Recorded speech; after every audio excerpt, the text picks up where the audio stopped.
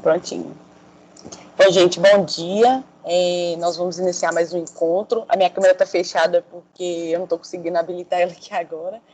Mas, para quem já conhece essa temática dos nossos encontros, todo mês a gente faz alguns debates dos artigos do Código de Processo Civil. E hoje nós vamos conversar sobre alguns procedimentos de jurisdição voluntária. Aqui no Teams a gente vai ter a ferramentazinha do chat. Quem tiver quiser acrescentar alguma coisa, quiser falar, pode ficar à vontade, tanto quanto abrir o áudio, quanto também se manifestar para fazer as intervenções que ser necessário. E a gente faz sempre em formato de debate. Vou passar a palavra agora para o Dr. Jefferson e para o Dr. Amar, para eles começarem com as nossas conversas. E muito obrigada a todos pela presença. Obrigado, Priscila. Bom dia a todos.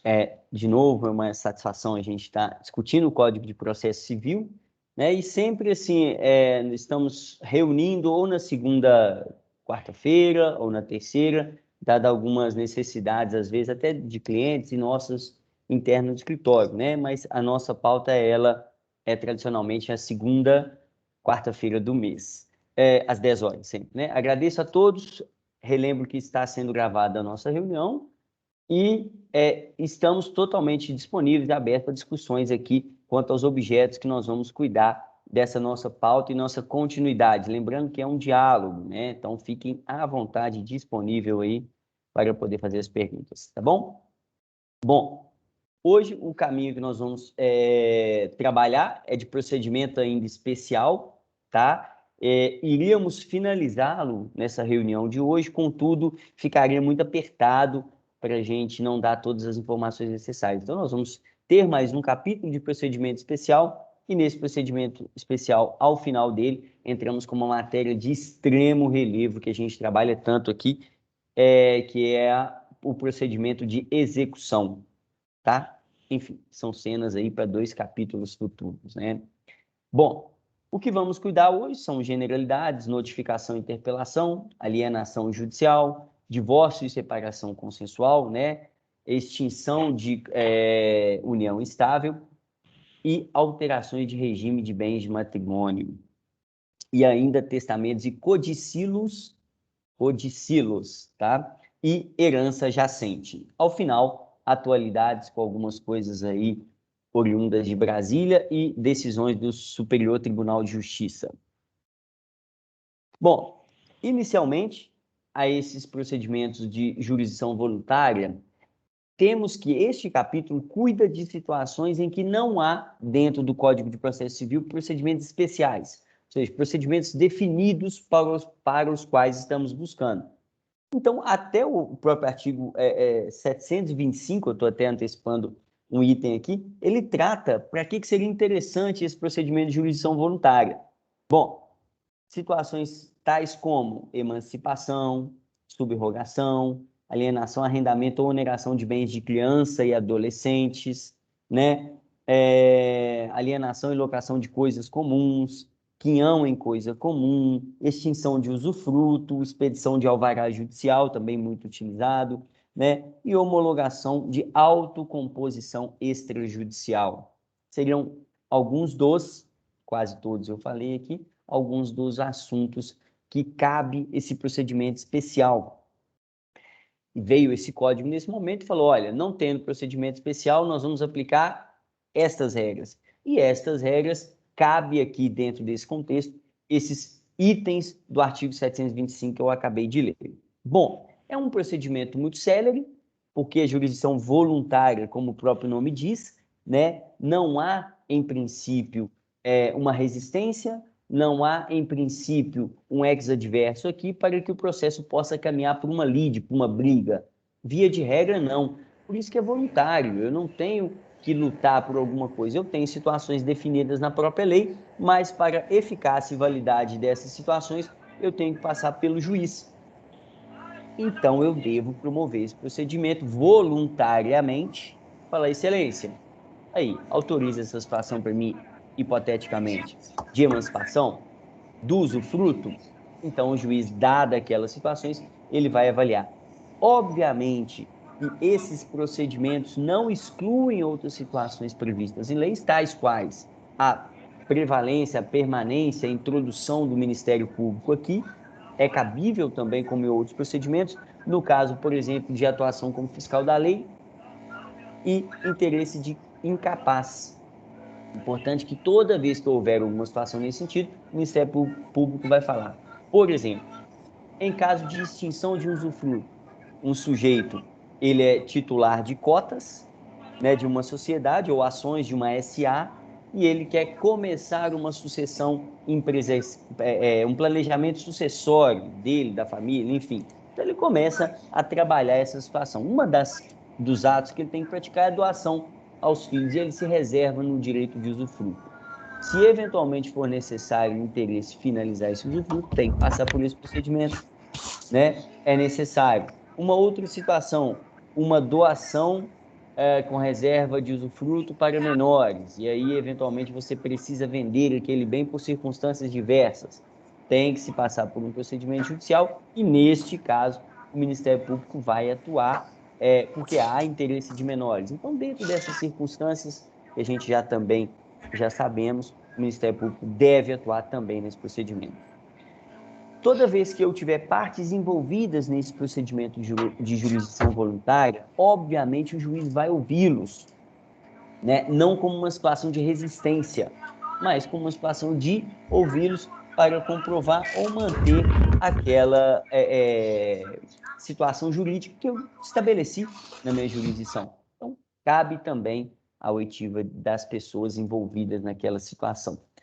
E eventual sentença, caso seja que pelo não reconhecimento, pela não procedência, é passível de ataque pelo recurso de apelação.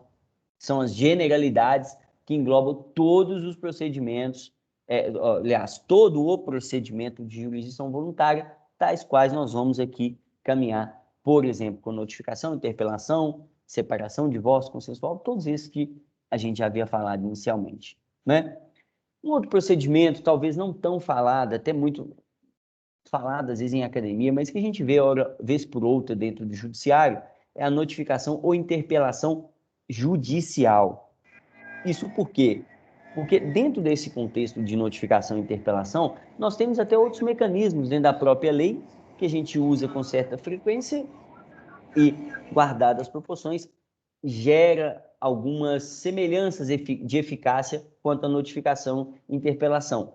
Por exemplo, protestos, né, por meio de cartório, quando a controvérsia envolver títulos e documentos representativos aí de obrigação de fazer, de crédito principalmente, ou então até por meio de ata notarial ou notificação. Perfeito. Situações às vezes mais fáceis, mais corriqueiras e que a gente consegue controlar e agir com uma atuação mais efetiva, mais rápida, né? Pronta para o cliente. Por isso que a gente caminha por esses lados. Mas, nesse procedimento de jurisdição voluntária, é possível e é cabível a notificação e a interpelação. Bom, qual o intuito de se fazer, então, esses procedimentos por via judicial, né? Toda vez que eu tiver que informar, noticiar, dar ciência a terceiros aqui de um interesse pessoal meu em determinada relação.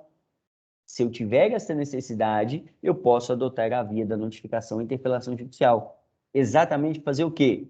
Por meio da justiça, chamar determinadas pessoas e falar assim, olha, eu tenho interesse nisso aí, isso pode me prejudicar, isso me interessa.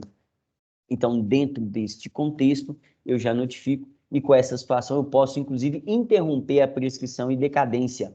Muito, muito importante para a nossa atuação jurídica, não é verdade? Em certa ocasião, em matéria societária, já estive com essa atuação, que foi no seguinte contexto. Supostamente, administradores de uma determinada companhia tomaram alguns atos, tá? Que um dos acionistas, um dos controladores, entendeu que aquele ato prejudicou a companhia. E caminhos futuros vieram algumas situações contra a companhia e esse acionista, entendendo que ele foi vítima destes atos e não querendo nem mesmo responder pela ação judicial, o que ele fez? Interpelou os administradores, chamando-os à responsabilidade do ato praticado, para que para, se caso fosse incluído na determinada ação, esse controlador, ele então teria argumentos ali, e certamente deveria ter, né, para poder se eximir daquela responsabilidade caso houvesse alguma condenação. Hipótese disso. É uma situação que teria interesse pessoal dele, obviamente. Os administradores, eles atuam no interesse da companhia e a companhia, ela tem como órgão soberano a Assembleia, né? A Assembleia de Acionistas. Essa Assembleia de Acionistas é formada pelos investidores, que no caso que eu disse, existia um controlador interessado nessa demanda para não ser responsabilizado ou prejudicado. E uma questão muito atual que outro dia trabalhamos internamente aqui, esqueci com qual colega nós atuamos nessa relação, foi a doutora Jéssica, a doutora Leilane, aqui, em função de obrigação de fazer e não fazer. Olha que interessante. O sujeito fez uma venda do estabelecimento e não colocou a questão de concorrência. Ora, se não há definição no contrato de autorização da concorrência, é proibido que o sujeito que vende o seu estabelecimento, tá, atuar com a mesma matéria para o sujeito que vendeu. Isso está, salvo engano, no artigo 1144 do Código Civil. E o que aconteceu na nossa demanda? O sujeito, ao vender o seu estabelecimento, ele então começou ou continuou a exercer a mesma atividade econômica, gerando certos prejuízos ao nosso cliente, né, dado a compra do estabelecimento. E por conta disso, nós o interpelamos judicialmente para poder falar, olha, não faça, não pratique estes atos. É um meio também passível de cabimento da notificação e interpelação, né? Como disse, vai ouvir os requeridos, obviamente, e se o juiz concorda com as nossas razões, ele vai deferir a nossa interpelação, simplesmente deferiu, interpelou, teve a eficácia que eu queria e me devolve os autos. Ótimo. Daí eu tenho um procedimento instaurado, uma garantia de notificação e interpelação ali às pessoas ou à relação jurídica a qual eu pretendo preservar, e em momento que eu for utilizar dentro da minha estratégia, eu utilizo essa decisão judicial para comprovar que eu apresentei essa situação às partes envolvidas na demanda ao qual eu tenho interesse, né? O meu cliente tem interesse. São procedimentos instrutórios, digamos assim, né? Que eu preciso de outros depois para ser aperfeiçoado dentro do direito que eu vou abrigar posteriormente. Temáticas pequenas, né? Mas que vocês veem que tem muita finalidade, muita força dentro do nosso contexto jurídico. Vou caminhando, medida que quiser alguma interferência, alguma interseção, por gentileza, né? Só se manifestar. Ora, a alienação judicial, e eu tenho um outro painel que o doutor Omar vai dividir comigo, a alienação judicial, ela é feita para o caso, tá, de bens que eu tenho um condomínio, uma comunhão, e que não há acordo para a venda desses bens, ou não há acordo quanto ao que tomar, o que se fazer. E aí eu provoco o juiz, tá, para que ele possa, então, promover a sua venda judicial, O procedimento também, ele é opcional, voluntário. Se eu eventualmente fizer isso, o juiz, ele vai dar a sua decisão quanto à venda ou não. Entendendo pela venda, nós podemos caminhar por dois caminhos. As partes poderão, elas próprias, ou a que provocou a jurisdição, efetivar a sua própria venda, por meio particular, ou então o juiz pode nomear leiloeiro, e eu tenho os procedimentos definidos no Código de Processo Civil de nomeação desse leiloeiro, como ele vai atuar, para que essa pessoa determinada pelo juiz, então, possa fazer a alienação judicial, tá? Do determinado bem, e pode ser, inclusive, de forma presencial ou eletrônica. É interessante, e aqui eu chamo a atenção para uma coisa que às vezes a gente não se percebe. Hoje nem tanto, né, gente? A gente está com processo eletrônico, as coisas materiais vão ficando cada vez mais distantes e a gente não consegue, às vezes, visualizar. Agora há pouco estava conversando com o Andrei sobre exatamente isso. Uma Assembleia Geral de Credores, né, virtual, e o caminho está sendo esse, eu acredito que não voltará às normalidades, talvez, e que às vezes a gente vê coisas no dia a dia porque estamos presencialmente no local. E o leilão presencial, por exemplo, quando as vagas cíveis estavam no Fórum Lafayette, ali na Augusto de Lima, vez por outra, ao entrar pela Augusto de Lima, tinha ali não posso nem falar de mesinha, mas um local assim que o sujeito estava falando com as pessoas, expondo, né? Se a gente parasse detidamente por alguns minutos ali, poderia ser uma hipótese de leilão presencial. Ao comunicado, ao convite aos participantes e, vez por outra, eu já via ocorrer ali nas dependências do fórum, quando ainda as vagas cíveis estavam lá, né?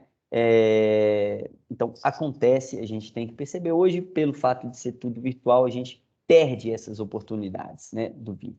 E pode ser por meio eletrônico, que está sendo, pela facilidade, agilidade, cada vez mais comum também, tá? São hipóteses de alienação judicial. Bom, ainda nesse procedimento de jurisdição voluntária, temos situações muito utilizadas, né? E eu tive em contato com um amigo dessa seara, discutindo algumas situações, e por conta de pandemia, sabemos todos, né? Que ou uniu muito os casais ou as famílias, ou então gerou situações de desfazimento do matrimônio. E os divórcios aumentaram nesse momento pandêmico cerca de 52%, né? Mas eu também não tenho uma pesquisa que fala quanto as famílias se uniram. Então, enfim, nós vamos ficar só com esse dado negativo aí, porque às vezes é difícil, né? Se eventualmente caminharmos para uma linha consensual, temos o procedimento aqui que o doutor Omar vai descrevê-los para a gente, e aí passo a palavra para ele para ficar à vontade, doutor Omar. Obrigado, Jefferson. Bom dia novamente a todos. Bom, pessoal, hoje me permitam falar um pouquinho com vocês, né, me permitam usar a máscara, eu estou aqui no escritório, então vou manter a máscara, vamos manter o procedimento aqui. Bom, como Está bom que estamos te ouvindo bem, viu, Omar? Tá ótimo. Ótimo. Como o Jefferson mencionou, essa situação de isolamento social, de distanciamento social, ela interferiu diretamente nas famílias. Então, as famílias, ou a família passou a conviver mais, e isso, né, em relação a algumas famílias, acabou aproximando muito. Eu, particularmente, passei a ter um contato muito maior com a minha esposa, com minhas filhas, e isso foi muito bom. Mas, por outro lado, aqueles relacionamentos que já não vinham muito, né, já não vinham muito bem, acabaram tendo uma intensificação de atritos e culminaram com o divórcio.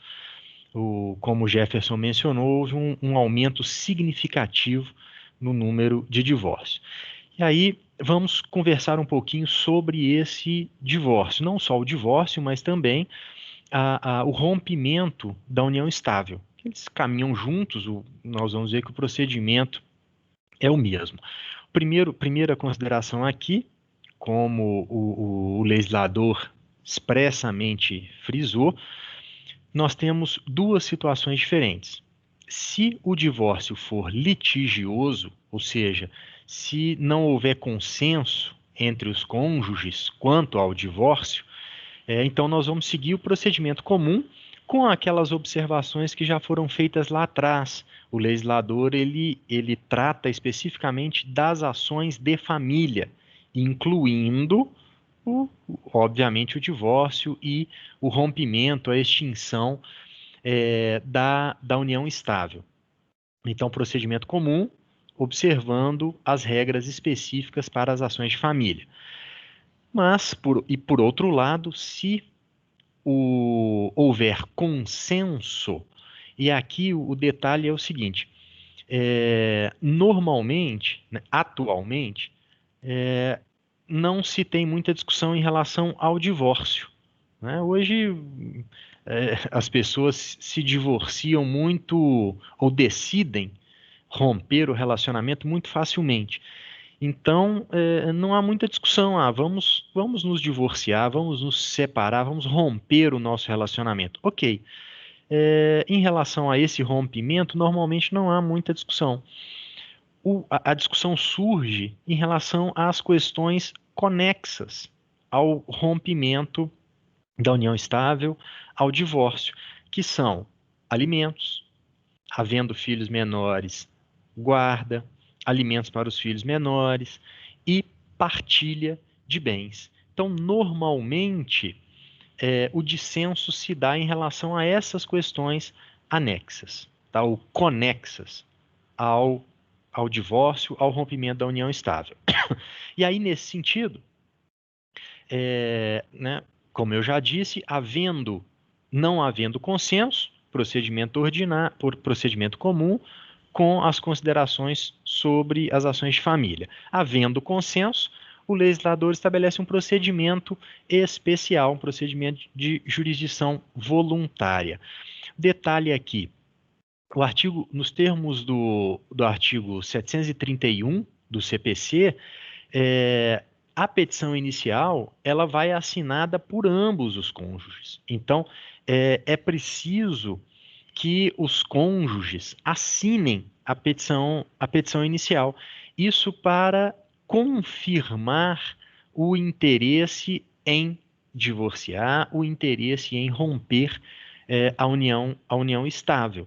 Né? Então, esse é o primeiro detalhe, a petição inicial, né, que nos outros procedimentos vai assinada pelo procurador, pelo advogado, aqui ela vai contar também com a assinatura de ambos os cônjuges. Então, os dois têm que assinar, manifestar aí diretamente a vontade.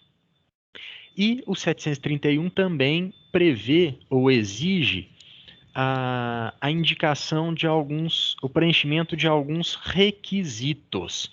Quais são esses requisitos? Bom, nos termos do 731, é preciso descrever os bens, né, disposições relativas à descrição e à partilha dos bens comuns. Aqui um detalhe. Embora o inciso 1 do artigo 731 faça menção à descrição e à partilha dos bens comuns, a partilha ela não precisa ser feita. O artigo 1581 ou melhor, ela não precisa ser feita neste momento. O artigo 1581 do Código Civil e o próprio parágrafo único do artigo 731 prevêem que a partilha ela pode ser feita posteriormente. Os cônjuges eles podem pleitear o divórcio consensual, deixando a partilha para um segundo momento. Então, essa é uma consideração importante, mas de qualquer forma, é imprescindível descrever os bens que compõem o patrimônio comum. Havendo consenso, far-se-á também a partilha, indicar-se-á também a partilha. Não havendo consenso quanto à partilha, os bens comuns serão descritos e a partilha vai ficar para um segundo momento, vai ser feita num segundo momento. Segundo requisito que precisa constar da petição inicial de divórcio, de rompimento de união estável. A fixação de alimentos entre os cônjuges. Alimentos entre os cônjuges.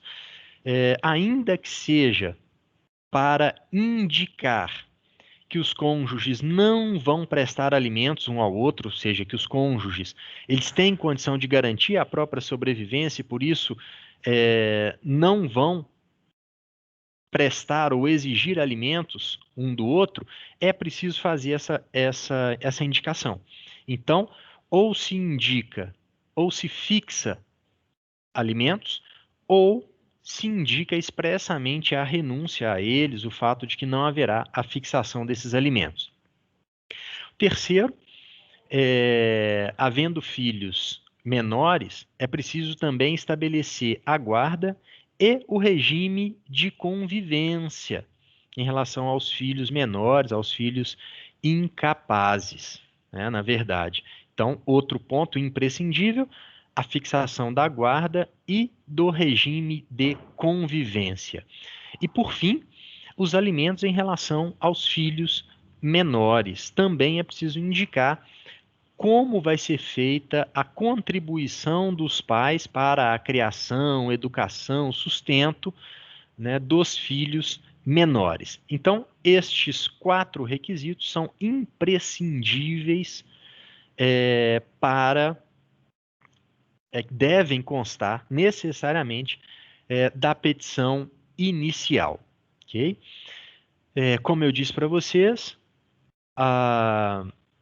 o rompimento da união estável, de forma consensual, também observa ou deve observar estes mesmos requisitos, seja no divórcio, seja na separação consensual, seja no rompimento consensual de união estável, os requisitos do 731 precisam ser indicados. Sobre a separação consensual, com a vigência ou melhor, com a emenda constitucional 66, muitos autores passaram a entender que a separação ela foi abolida do nosso ordenamento, que no nosso ordenamento, então, nós teríamos o divórcio, não haveria mais a separação judicial. Não há consenso em relação a isso, e tanto não há que o Código de Processo Civil, que é de 2015, ele continua fazendo menção à separação. Ele continua fazendo menção à separação. Então, para aqueles que entendem que ainda é possível a separação, que posteriormente será convertida em divórcio, a separação consensual também precisa apresentar estes requisitos. Uma outra consideração importante é que o CPC de 2015, mantendo uma regra que já existia desde 2007, ele prevê a possibilidade de divórcio, rompimento de união estável extrajudicial. Então, neste caso, não é necessária a homologação, a manifestação judicial. O divórcio, o rompimento da união estável, eles vão acontecer no cartório, né, pela via administrativa, extrajudicialmente. Mas, para isso, é preciso o preenchimento de alguns requisitos. O ordenamento só autoriza o divórcio e o rompimento da união estável extrajudicialmente se preenchidos alguns requisitos. Quais são esses requisitos? Eles estão previstos no artigo 733 do Código Civil. E são basicamente 2 requisitos. Quais? Consenso e a inexistência de filhos incapazes. Portanto, se o casal está de acordo quanto ao divórcio, ao rompimento da união estável e não tem filhos incapazes, eles podem sim realizar esse divórcio, esse rompimento da união estável pela via extrajudicial, pela via administrativa, junto ao cartório de notas. E junto ao cartório de notas. E aí, obviamente, o artigo 733, ele exige que os requisitos previstos no artigo 731 sejam preenchidos, obviamente. Então, mesmo também na via administrativa, o divórcio e o rompimento da união estável precisam preencher os requisitos do artigo 731. Ou seja, quais sejam descrição e partilha dos bens comuns, alimentos entre os cônjuges, guarda e regime de convivência em relação aos filhos incapazes, menores, e alimentos em relação aos filhos menores incapazes. Tranquilo? E um detalhe interessante, o CPC de 2015, ele passou a prever um procedimento para a alteração do regime de bens que está previsto aqui. Então,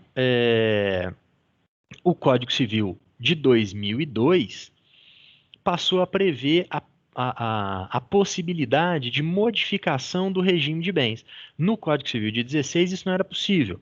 No Código Civil de 16, havia o princípio da imutabilidade. Uma vez escolhido o regime, esse regime persistiria até o fim, até o rompimento do matrimônio. O Código Civil de 2002 mudou isso, artigo 1639, parágrafo 2º, e passou a prever o princípio da mutabilidade justificada.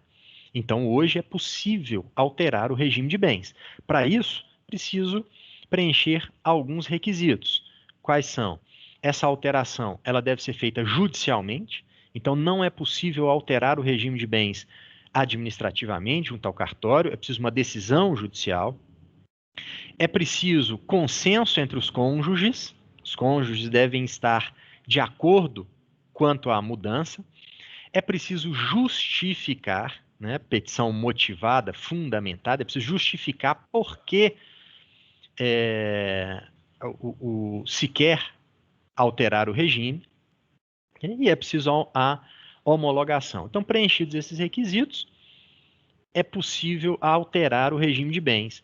E como é que essa alteração ela vai ser feita? Qual o procedimento? O artigo 734 indica este procedimento. Então, os cônjuges fazem uma petição fundamentada, o Ministério Público ele vai ser intimado se houver interesse de incapaz, vai participar, ok? E assim se dá a alteração do regime. Ok? Você pode passar, Jefferson, por favor?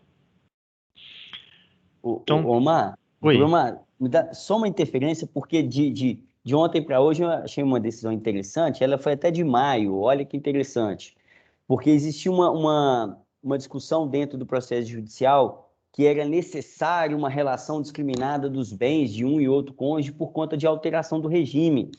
E aí o STJ, por meio desse recurso especial, ele definiu que essa relação, né, pormenorizada, aí, digamos, de todo o acervo patrimonial do casal, não seria requisito. Por quê? Exatamente por conta desses requisitos que você disse, né?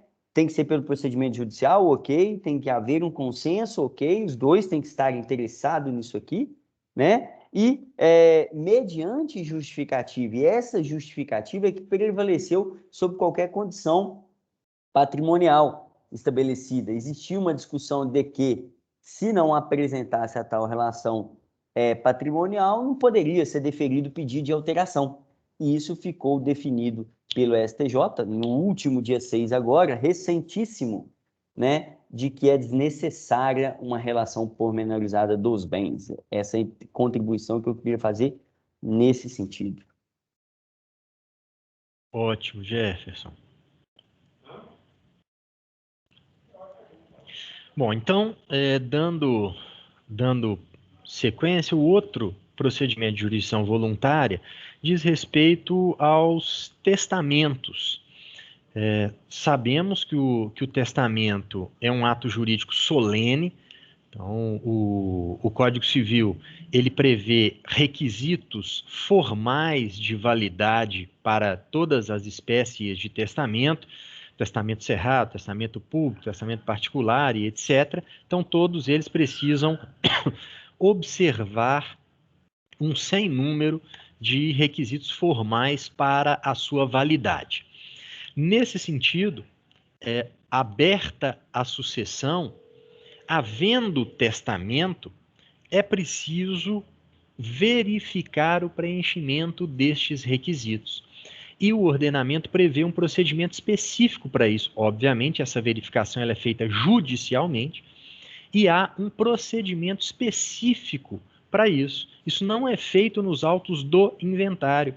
Isso é feito em um procedimento à parte, um procedimento específico, que é a ação de apresentação, registro e cumprimento do testamento. Esse procedimento está previsto aí nos artigos 735, 736 e 737 do Código de Processo Civil de 2015. Então, nós temos aí esse procedimento, o legislador ele faz menção no 735 ao testamento cerrado, no 736 ao testamento público e no 737 ele vai fazer menção ao testamento particular. E então é preciso propor uma ação específica para isso, apresentar o testamento, o juiz ele vai verificar se esse testamento, seja ele público, seja ele cerrado, seja ele particular, preenche os requisitos de validade, o Ministério Público necessariamente vai participar, okay? E então, feito isso, se o testamento realmente preenche os requisitos, o Ministério Público opinou favoravelmente, o juiz determina o registro do testamento, o testamento vai ser registrado, e o cumprimento. Aí sim, essa informação, essa certidão de registro é levada aos autos do inventário para que o inventário possa prosseguir. Tá? Então, tem algumas regrinhas específicas, por exemplo, em relação ao testamento cerrado, há uma formalidade maior, né? O juiz ele vai determinar que o testamento seja aberto, né, na presença do escrivão, o escrivão vai ler o testamento, o Ministério Público vai ser ouvido, enfim, tem todo um procedimento estabelecido. Ok? E aí, uma vez registrado, o testamento vai ser cumprido e o testamenteiro, então, é que fica responsável pelo cumprimento, por fazer valer a vontade do testador. Okay? Você pode, se quiser completar aí, Jefferson, com mais alguma coisa, fazer alguma consideração? Não, aqui eu tô tranquilo, doutor Omar. Só a questão aí desses declarações de última vontade aí do codicilo, né? Que é uma situação que pode acontecer, o sujeito pode ali deixar algum escrito particular, né? De última vontade, discriminando, dando algumas informações de interesse pessoal, né? Para o último momento. Por isso que é até chamado aí de últimas disposições de última vontade, enfim. Era só isso mesmo, né? E o nucumpativo é um nome interessante e que vale a pena só destacar, mas como significado mesmo, que aqui seria o casamento feito fora das vias tradicionais, né? O sujeito ali em últimas vontades, ele poderia ter declarado casado efetivamente perante alguns requisitos, perante algumas pessoas, ou dentro dos requisitos legais, mas que não teríamos ali pessoas que regularmente oficializam esse casamento nos termos jurídicos. Mas é uma possibilidade, ou teríamos como significado aqui, né, um casamento feito aí fora dos limites tradicionais, isso nucumpativo. Só isso. Fique à vontade. Bom, então, para finalizarmos, o último procedimento, jurisdição voluntária, separado para a nossa conversa de hoje, ainda em relação à sucessão, ou também em relação à sucessão, diz respeito à herança jacente. Só para relembrarmos o que é a herança jacente. Bom, a herança jacente, o Código Civil, ele prevê que se a pessoa falece sem deixar herdeiros notoriamente conhecidos, né, lá no 1819 do Código Civil, essa herança ela vai ser considerada uma herança jacente. E aí, nos termos do artigo 738 do Código de Processo Civil, o juiz, tendo notícia disso, né, ele vai determinar a nomeação de um curador e a arrecadação dos bens deixados pelo falecido. Então, o João morreu, né, e aí não há herdeiros, não há sucessores notoriamente conhecidos dele. O que o juiz faz? Tendo notícia disso, o juiz determina, instaura o procedimento, determina a arrecadação dos bens e nomeia um curador que vai ser o responsável por administrar esses bens, cuidar deste patrimônio durante o procedimento. Tá? E aí, então, feita essa arrecadação, vai ser publicado um edital, né, convocando eventuais sucessores, dando notícia da sucessão e convocando eventuais sucessores para participar, né, para requerer aqueles bens. E para requerer aqueles bens. E o curador, ele está sujeito, né, como as mesmas regras ou as mesmas imposições feitas ao depositário. O curador, ele é um depositário, portanto, ele precisa observar aquelas regras previstas lá no 159 do CPC. Né? Ele tem o dever de guardar as coisas, de conservar, de bem administrar, de prestar contas mensalmente e etc.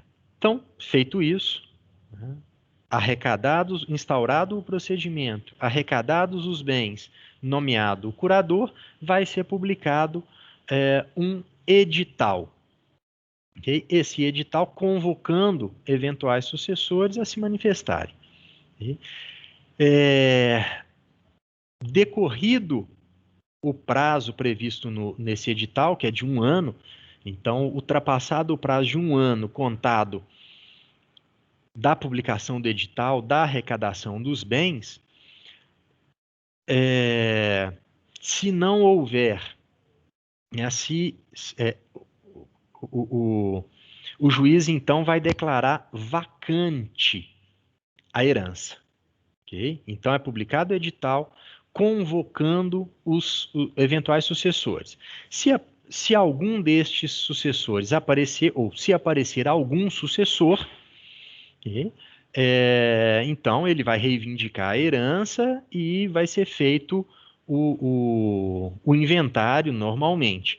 Agora, se não aparecer nenhum sucessor, nenhum herdeiro, o juiz então declara vacante a herança. E qual a consequência dessa declaração de vacância? Bom, é preciso observar que essa declaração de vacância, ela impede que sucessores colaterais apareçam e reivindiquem a herança. Então, transcorrido esse prazo de 1 ano, se havia algum sucessor colateral, ele já não tem mais legitimidade, ele já não tem mais o direito de reivindicar essa herança. Mas os sucessores na linha reta ainda podem comparecer e ainda podem reivindicar a herança, okay? Até o prazo de 5 anos, quando então o juiz vai determinar a arrecadação desses bens pelo poder público. Ok? Você pode passar, Jefferson, por favor?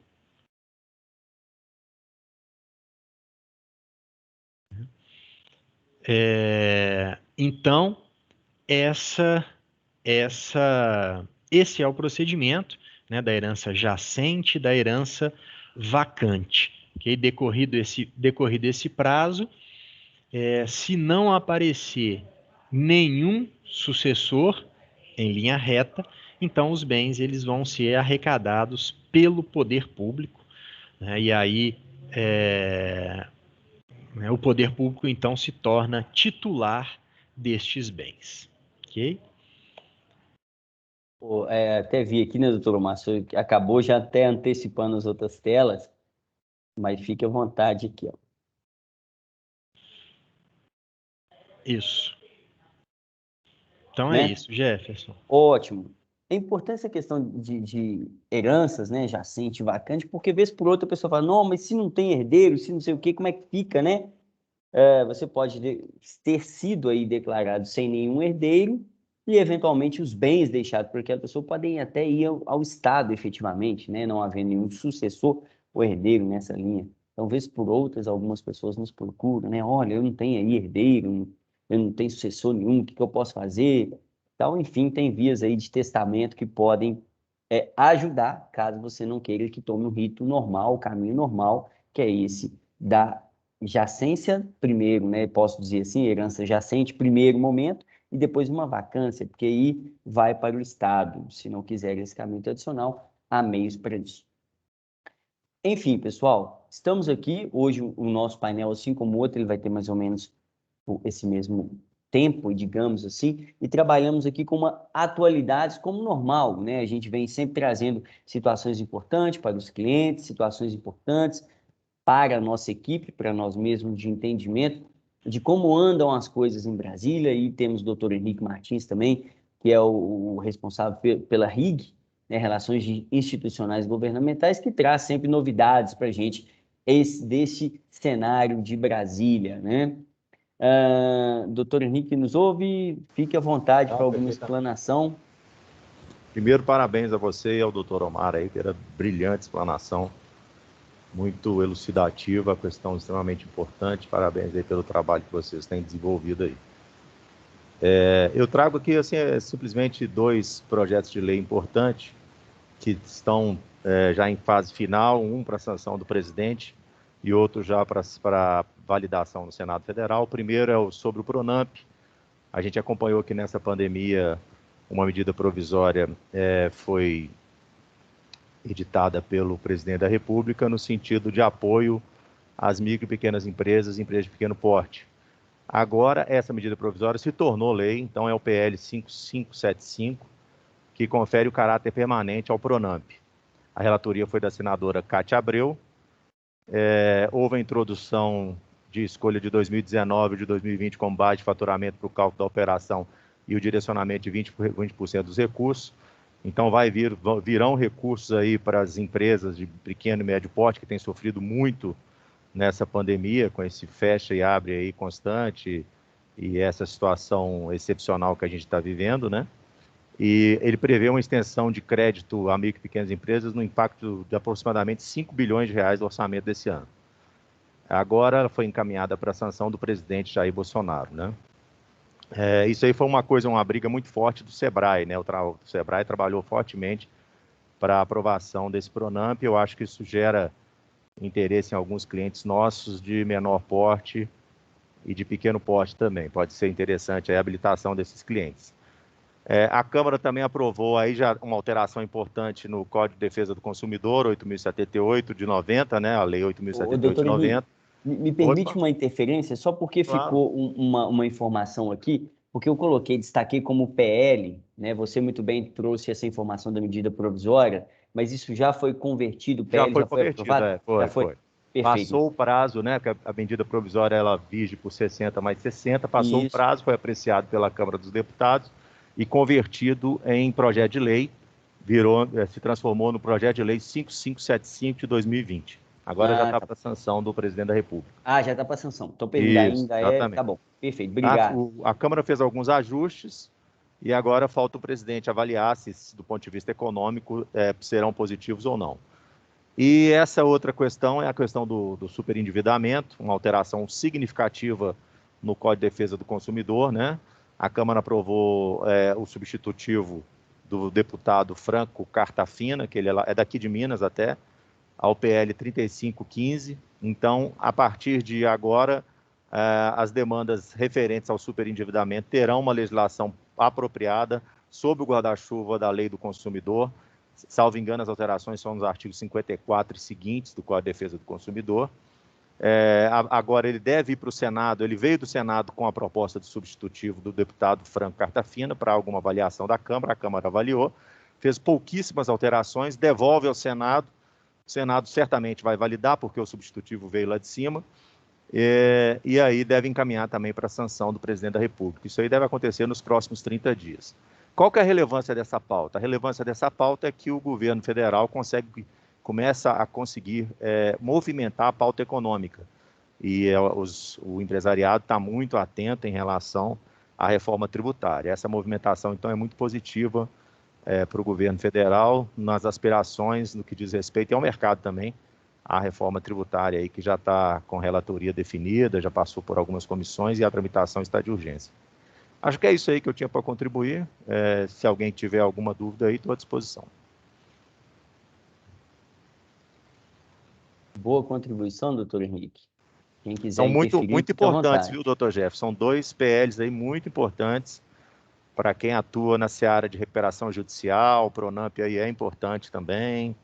Para quem atua a gente atua fortemente com a parte de direito consumerista também, é muito importante essa alteração do superendividamento. Vai gerar um leque de defesa importantíssimo, para às vezes, para os consumidores devedores. Então, a gente precisa estar atento a essa alteração, né, para a gente não ser pego de surpresa. Sim, Então, vale a pena navegar por esses 2 PLs, o 5575 de 2020 e o 3515 de 2015, que é o de superendividamento. Eu destaco principalmente o segundo aí. Ótimo. Até bom, porque eu vou acrescentar aqui no nosso painel, porque isso ficou realmente de fora. Eu vou encaminhar para você as informações que eu acabei de ler e de comentar, e aí você fica à sua vontade aí, ao seu critério, a forma que você vai conduzir o encaminhamento disso aí, tá bom? Maravilha. Obrigado. Obrigado, Henrique. Vamos aqui, como de praxe, temos algumas decisões que têm afinidade com as nossas atuações, com os nossos clientes, situações importantes, venda de crédito, né? Tem esse recurso especial aqui, terceiro, que fala que a empresa faturizada não responde pela insolvência dos créditos cedidos, né? Temos aí muitas pessoas que têm comprado crédito e é uma decisão importante do recurso do STJ para a gente ter essa atenção. Tudo isso eu estou destacando, nós estamos destacando decisões recentíssimas também, como uma ideia de manter aí a atualização para todos, tá? Situações relacionadas à incorporação imobiliária, né? Quando é que é definida a extinção do contrato, o sujeito está naquela incorporação, está fazendo, e quando é que ele se torna já não mais responsável, esse primeiro recurso especial de relatoria do ministro Ricardo Vilas Boas, ele entende que aí é quando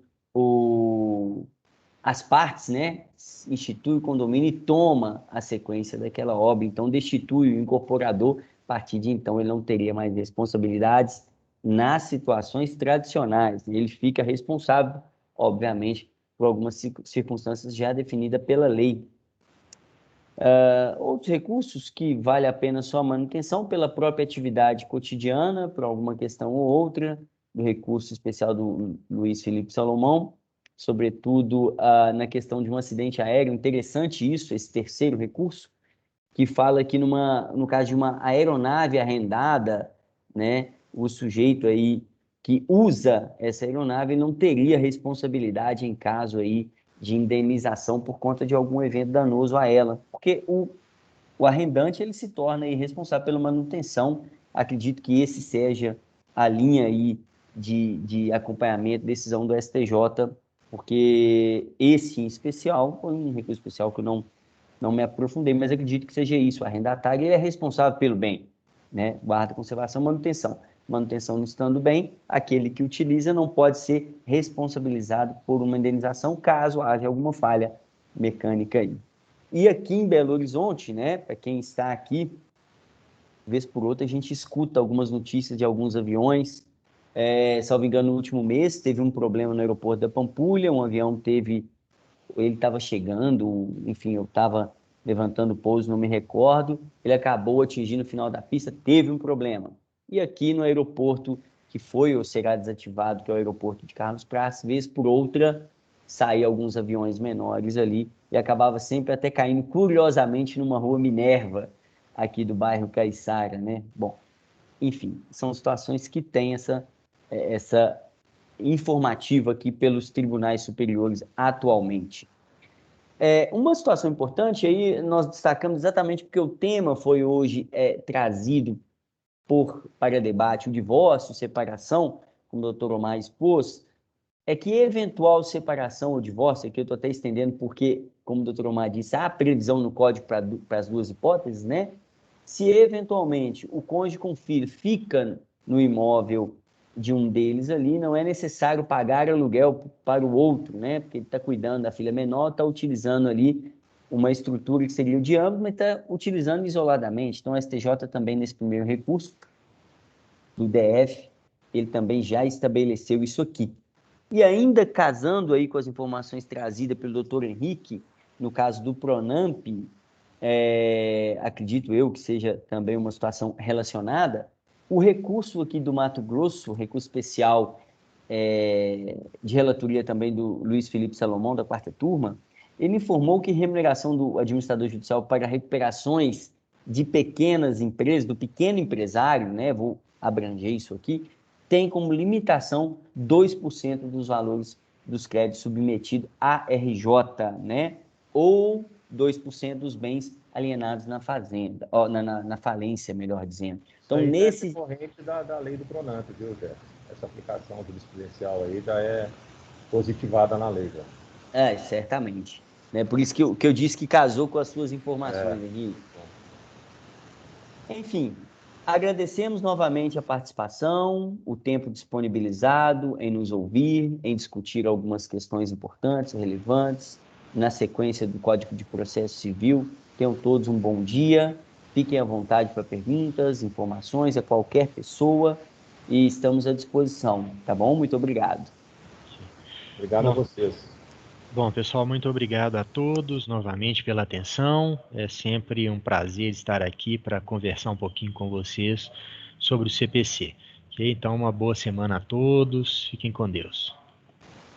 Amém.